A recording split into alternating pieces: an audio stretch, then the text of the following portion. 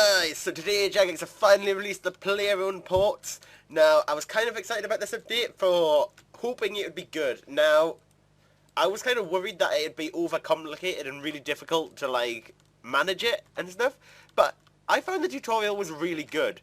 Now, I don't want to go, obviously, on about little things, because I'm sure you've already seen videos of other people doing this, but I have to say, I really do like the update. Now, I haven't actually done much. I've only actually recently got on, because I've had a lot of work to do for uni.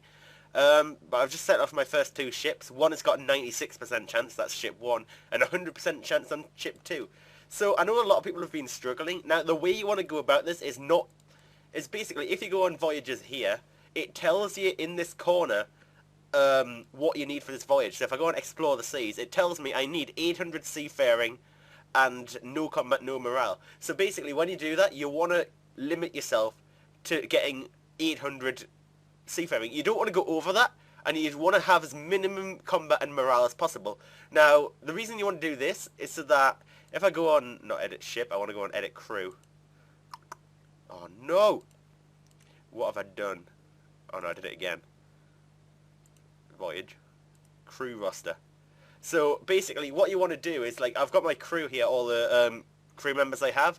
You want to save your other ones for a second mission or a third mission when you get your third ship. So you can see this one's got combat, only combat. So if I wanted that mission that had just combat, I would put this one on it.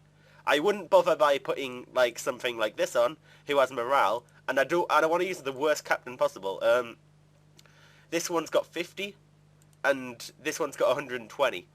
But obviously this one's got a lot of morale, seafaring, speed, so he might be useful on a different mission rather than on the other mission. So if I can get away with getting 800 combat with this worse off captain, then it's going to be better to use that one.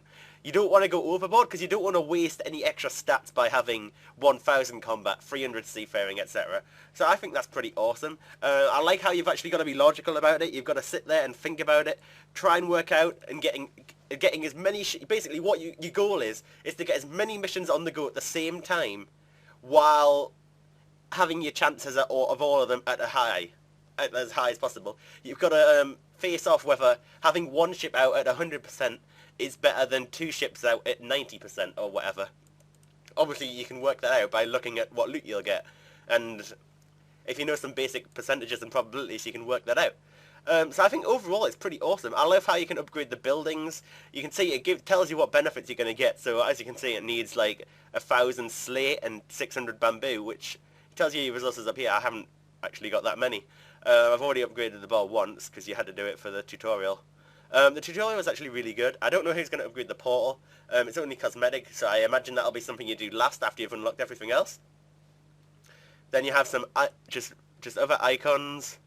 They all have different little effects, and I think that's pretty awesome. You have to think about, should I use like my slate here? Should I use my bamboo there? Should I use my chimes here for the refitted warehouse or somewhere else? This is definitely one I want because, as you can see, it says 3% boost the chime rewards and 5% boost the bamboo rewards, and that's always going to help because a lot of the other things do need bamboo and chimes to get like the first level upgrade. So that's definitely going to be one I want to get as soon as possible so that I can do that. Now I am actually short of chimes because I actually bought some crew members before I actually looked at the upgrade list because I wanted to get ships out so I could do that while I was waiting. But it seems pretty awesome. I've kind of got the idea, like as I said, the way to do it. I think it's pretty awesome. The other part about this, you've got Meg down here, if I can find her. Yep, here, and she's there for anyone, even if you're less than 90 in all the skills for here. So you can actually go and talk to Meg and she can get some extra goodies each week. I'm not exactly sure what stuff you'll get because obviously it hasn't been a week since the update. I doubt it'll be too good since it's aimed at the people who can't actually access the ports otherwise. So it's pretty awesome. You've got a map here that shows you the islands of the Eastern Lands. So you've got the next zone. I don't know what that is. I'm guessing that's something I'll work towards as I unlock more of the islands. The islands that once were turtles. I have to say that's a pretty dismal name, but not gonna lie. Got all the different islands here. I think this is the one where you first get to with the tutorial. That's pretty awesome. Definitely love this update. That's really all I want to say. Is there anything else to show you? Not really, but you've got the ship tab here, which they've actually decided to replace the Squeal of Fortune tab with, which, good work Jagex, good work. And obviously they just decided to leave the tutorial link there. Obviously this is only here when you're in the port. But however, this is something I'd definitely like to see outside of the ports. If you could see this tab outside the ports, so you're in the port, you send off your ships, and you're going to train mining, or you're going on a quick boss trip while your ships are on their journeys. It'd be nice to have this here so you could just click this and have a look at how long they're going to take and just anything else you need to see, which I think would definitely be awesome to have. So that's something that could possibly replace this. I know they're taking suggestions on what could replace this. This would be a good suggestion in my opinion, is to have your player own port thing there. Just maybe not in this format here, just you could have ship 1 ETA 5 minutes, ship 2 ETA 10 minutes, just listed all at once so that you don't have to click it, because clicking info when you're doing something like mining or you're doing something like bossing might be a bit too much to do, because obviously you don't want to bring up an interface. The only downside I have to say is, again, it's these interfaces. Obviously this isn't in particular with this update, it's overall completely together, is the fact that you've got the black screen behind the interfaces. This is something they've said they wanted to change. At first when people complained about it, they said that it was due to a technical reason, but it's become so much of an issue of people complaining about it that they've decided they actually want to try and do something about it, so hopefully they do. It did spawn from the skill guides, which they were 20 million times better before. They really are awful now. It's horrible. Obviously it has a nice look to it, but you can give it this look and keep the old ones. I think it was a lot better. I'm not going to lie, it's not bad having all the skills there so you can switch between them, but what's this format all about? Scrolling down and clicking on different ones? Why not just have all the icons in a small little interface so you can see them all? Anyway, I don't want to go on about that, that's something completely separate.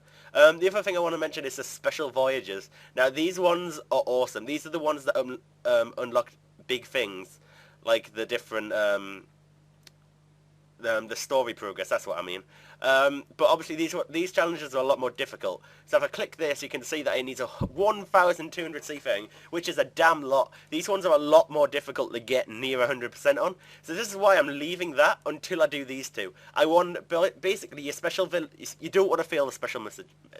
The special voyages, as I'm trying to say, you don't want to fail them. So basically, you want to try and use your other voyages first on the standard voyages to get as much chance as you can at doing these ones, as you'll be able to upgrade your ship, you'll be able to upgrade your port, etc, so that you can do this. So that's what I'm aiming to do, and later on I will do them special voyages, because at the minute I can only get that special voyage at 59-60%, and I don't want to do it at 60% because that is risky odds. I mean, you're not gonna go to the duel arena and bet 2 bill on a 60% odds. I know people do, but I'm not the sort of guy to go and do that. You're risking a lot. There's a 40% chance to lose is quite substantial. Anyway, I've blabbed long enough. I definitely like the player-owned ports update, and I hope this helped you as well with my idea of how you should do it and give you some little insight.